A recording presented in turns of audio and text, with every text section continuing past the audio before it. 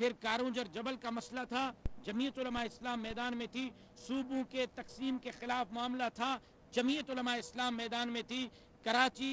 سندھ کا اٹوٹ انگ اور حصہ ہے، اس کو تقسیم اور الگ کرنے کی بات تھی، ببانگے دہل سندھ کھپائیں دے پاد رکھائیں دے کے نعرے جمعیت علماء اسلام میں لگائے۔ الیکشن میں ان خوانین، نوابوں، سرداروں جن نے سندھ کا بیڑا غرق کیا ہے، ان کے چیئرمین سے لے کر عام بندے تک کا مقابلہ جمعیت علماء اسلام نے کیا ہے۔ اب بھی عوام کے لیے جمعیت علماء اسلام میدان میں ہے، میدان میں تھی، میدان میں رہے گی۔ جب تک عوام کو ان کے حقوق نہیں ملتے، جمعیت علماء اسلام ان نااہل اور نالائقوں کا الیکشن میں بھی مقابلہ کرے گی، روڈ اور راستے اور میدان میں بھی مقابلہ کرے گی۔ لیکن اب بات یہاں تک پہنچی ہے، امن تو نہیں ملا، منشیات تو کنٹرول نہیں ہوئی، روزگار تو نہیں ملا، ہسپتال میں علاج اور اسکول میں تعلیم تو نہیں ملی۔ اب حالت یہ ہے کہ پہلے یہ رپورٹ آ رہی تھی کہ سکھر اور لاڑکانہ بورڈ سے لے کر کراچی بورڈ تک 9th اور میٹرک اور فرسٹ ایئر اور انٹر کے نتائج کے لیے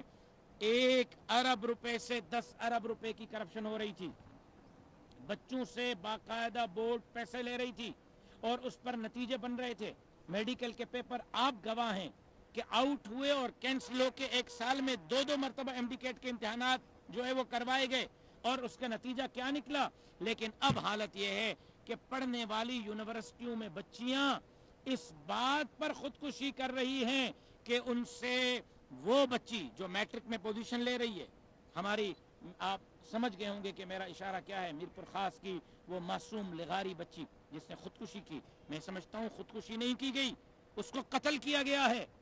اس کو خودکشی پہ مجبور کرنے والے اس کے قاتل ہیں۔ اس 9th اور میٹرک اور فرسٹ ایئر اور انٹر اور فرسٹ ایئر، سیکنڈ ایئر اور تھرڈ ایئر تک پوزیشن لینے والی بچی سے ان اساتذہ نے جن نے ان سے پیسے لیے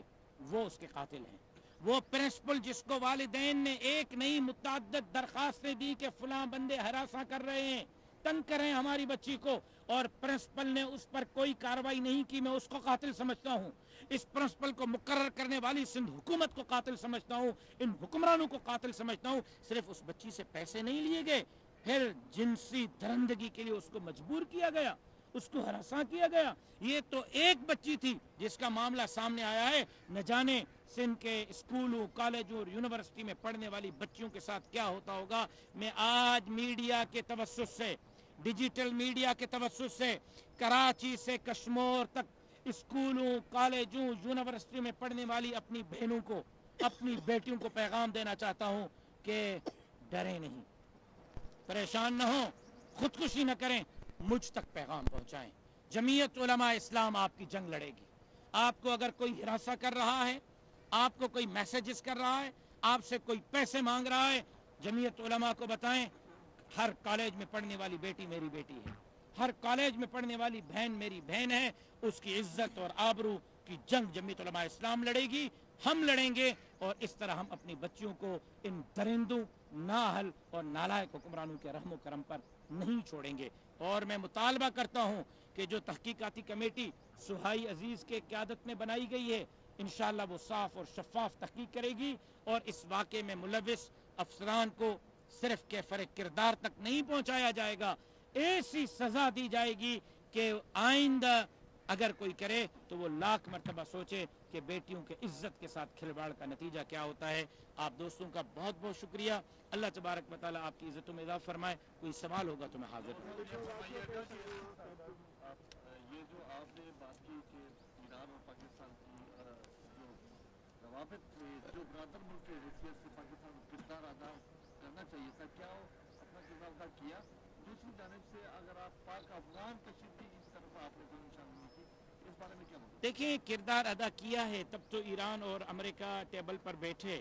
کردار ادا کیا ہے تبھی تو ایک مرتبہ پھر وہ آنے کی باتیں کر رہی۔ اب تو اس کی تصدیق خود امریکی صدر ڈونلڈ ٹرمپ نے کر دی ہے، اور اس نے اپنے صحافیوں کو اسلام آباد میں رہنے کی ہدایات دی ہے کہ آپ رہیں، 1-2 دن کے اندر ہم دوبارہ آ رہے ہیں، تو یہ کردار ہے نا۔ تبھی تھرڈ ملک کی طرف جانے کی وہ بات نہیں کر رہے، وہ پاکستان کے اندر بیٹھنے کی بات کر رہے ہیں، اور ایران نے بھی کسی اور ملک کے جانے کے بجائے پاکستان میں بیٹھنے کو ترجیح دی ہے۔ تو میں سمجھتا ہوں کہ یہ ہماری اسٹیبلشمنٹ، ہماری حکومت، ہماری سیاسی جماعتیں، ہماری قوم کا باہمی اتحاد اور اتفاق امن کے لیے تھا، جس کے نتیجے میں یہ سب کچھ ممکن ہو رہا ہے۔ جہاں تک آپ نے افغانستان کی بات کی، دیکھیں افغانستان کے حوالے سے مولانا فضل الرحمان صاحب کا اول دن سے موقف یہی تھا کہ بات جنگ کی طرف نہ جائے، بات ڈائیلاگ کی طرف جائے، اور اس کے لیے مولانا صاحب خود افغانستان اور کابل تک چل کر گئے تھے، اور سفارتی تعلقات پر اور ان کو مزید بہتر بنانے پر زور دیا، اور ٹیبل ٹاک کے ذریعے معاہدات کو آگے بڑھانے پر مولانا صاحب نے کردار ادا کیا۔ تو یقیناً پاک ایران اگر اور امریکہ کے مذاکرات پاکستان میں ہو سکتے ہیں، تو افغان پاکستان کشیدگی بھی ٹیبل ٹاک کے ذریعے جو ہے وہ ختم ہونی چاہیے، کیونکہ ہم خطے میں خود کو مضبوط دیکھنا چاہتے ہیں۔ اگر ہندوستان بھی ہمارے مخالف کھڑا ہوگا، اگر افغانستان بھی ہمارے مخالف کھڑا ہوگا، اگر یو اے ای اور دیگر خلیجی ممالک کو بھی ہم مخالف کھڑا کر دیں گے، تو پھر ہم کہاں رہیں گے؟ اس لیے ضرورت ہے کہ باہمی ڈائیلاگ کے ساتھ مسائل کو حل کیا جائے، اور ہم اپنے پڑوسیوں کے ساتھ اپنے بہتر ریلیشن کو آگے بڑھائیں، لیکن پہلے پاکستان کی سرحدات، پاکستان کا امن، اس کے بعد سب چیزیں۔